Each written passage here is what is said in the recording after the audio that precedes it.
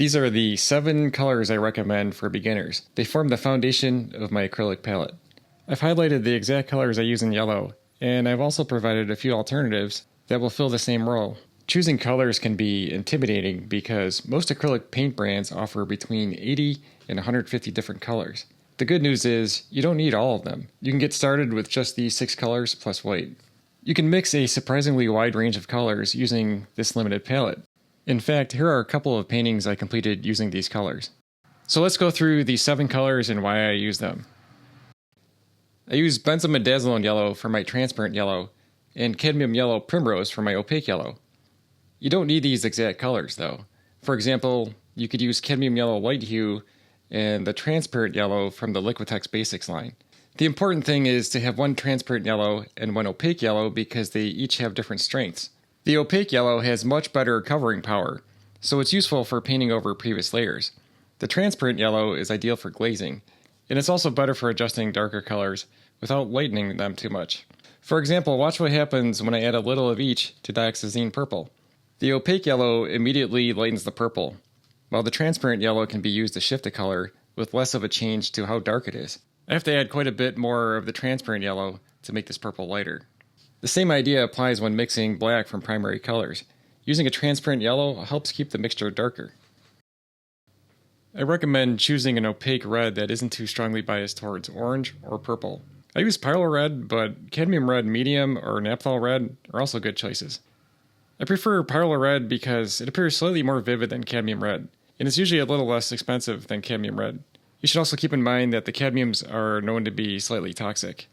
Any of these reds will work well for mixing oranges and warm colors, and the opacity makes them useful for painting over previous layers. Cadmium red light is another option, but it's biased more towards orange. If your goal is mixing the widest range of colors, I'd lean more towards pyro red, naphthol red, or cadmium red medium. These are all very vivid and opaque.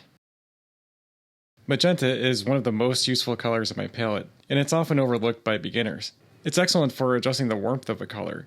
You can also use it for removing an unwanted green cast without changing the value very much, and that's because it's so transparent.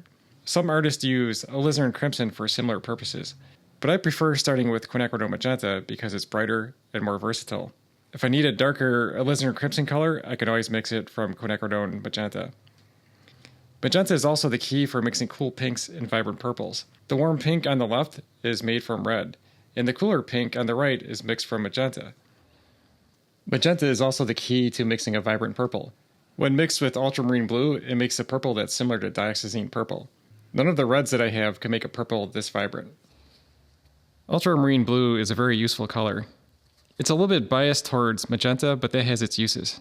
It's pretty vivid by itself, and it's good for mixing purples. So if I take a little bit of the quinacridone magenta, it shifts it towards purple. The other thing is, since it's biased towards magenta, when you add yellow to it, it makes a more natural green. So if I take some of this ultramarine blue, and I could take some of the cadmium yellow primrose, it makes a green that's a bit duller than if you used phthalo blue. It's kind of like a sap green or a hooker's green. You can also mix black from ultramarine blue and burnt sienna, or burnt umber. Then if you add white, you can also mix gray from it.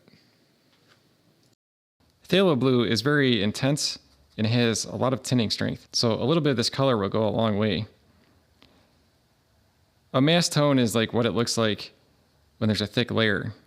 And the mass tone looks darker, but when you spread it out thinner, it has a very vivid, saturated look to it. If I were to use only one of these blues, it would be phthalo blue because I can mix more colors from it. So you could use it to mix vivid greens, and you could also use it to make very vivid purples. I think titanium white is the most opaque color there is, but a little bit of titanium white will totally paint over this black line. The other shades of white would be like zinc white, which is often used to make a transparent mixing white. But I don't use the zinc white though, because I could easily just add some water or gloss medium to titanium white to get a similar transparent effect. I recommend buying a larger tube of white because it'll go through more white than any other color. I recommend that you try out these 7 colors and get really familiar with how they work together. And then you can expand your palette as you gain more experience. If you need higher saturation or a different type of opacity, you can always add another color. If you're interested, I have a course that expands upon this video where I cover all 16 colors.